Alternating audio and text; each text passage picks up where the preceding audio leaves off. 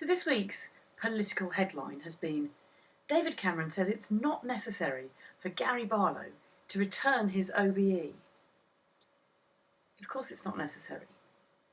Jimmy Savile had one. And when he was asked about these tax avoidance schemes, Cameron said, we should really persuade people not to do them. Yeah, that's the trouble, isn't it, with tax avoidance? We're just not being persuasive enough. Oh, sorry, is that Mr. Starbucks? Is that Mr. Starbucks? Yeah, loving what you've done with your hair. You've got ever such pretty eyes. Would you mind paying your fair share of tax? If that was how it worked, my response to Revenue and Customs each year, well, it would look like this. Dear Revenue and Customs, thanks very much for your letter suggesting that I owe several £1,000s. I'm loving your logic, and I really cannot fault your number crunching, but I felt that it lacked warmth. It seemed impersonal. I wasn't really moved by it, so I'm just not going to bother paying it. Maybe in future you could do some work-based training on communications, or, I don't know, sign it swalk, or have you read The Game? The thing is, the very idea that there is any link between the honours system and the tax system is actually kind of offensive. And here's why. Here's a little history lesson.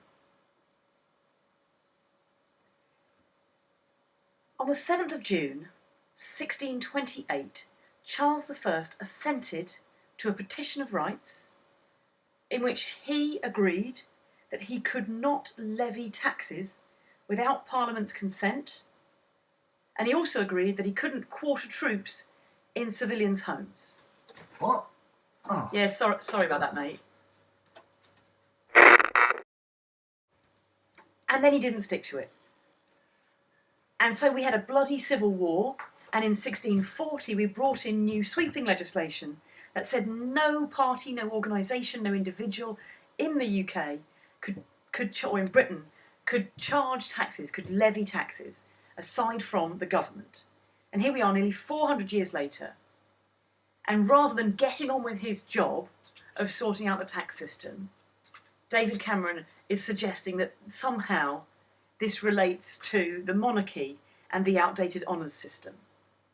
If you really think that that should have any influence, then how on earth would we get taxes off of people who don't have an OBE? We'd have to give everyone an OBE and then see who wanted to swap theirs for £2 million. Although in fairness, that is only slightly less corrupt than the previous system in which we just saw who wanted to donate £2 million to a major political party and gave them an OBE.